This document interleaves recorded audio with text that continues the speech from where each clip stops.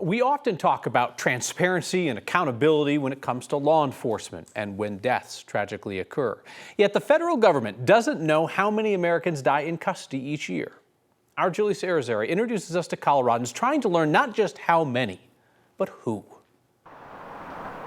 Even on the nicest days, there are topics Daisy Bluestar can only find daunting. Very much so. We hope to change that energy sometime down the road. Bluestar is a member of the Colorado's Missing and Murdered Indigenous Relatives Task Force. We had an individual ask us what we do because his son he believes was murdered in prison. To be honest, I was thankful that he asked that question. That question led to so many more.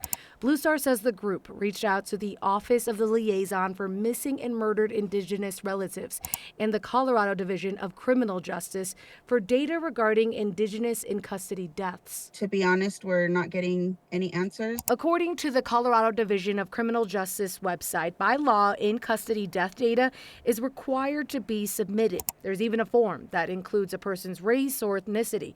And while there are some in custody death stats online, what that person's race, ethnicity, age, or even cause of death doesn't seem to be readily available on the state's website. So having data is very important, and we want all of our relatives to have justice, regardless of the situation. The task force is now calling on the community, looking for information on Indigenous deaths while in custody at any Colorado jail or prison. Nationwide, numbers have also been hard to come by. According to a report done by the Education Fund and the Project on Government Oversight, in custody death data that has been collected has been incomplete, inaccurate, and unclear. All it comes down to is respect all across the line. Bluestar hopes, with their help, there will be brighter days ahead. But we're going to keep pushing through the best that we can. We did reach out to the Colorado Division of Criminal Justice about this data last week, and we have yet to hear back. Bluestar says if they can't get anywhere with state agencies, they plan to start reaching out to local law enforcement and try and get some numbers.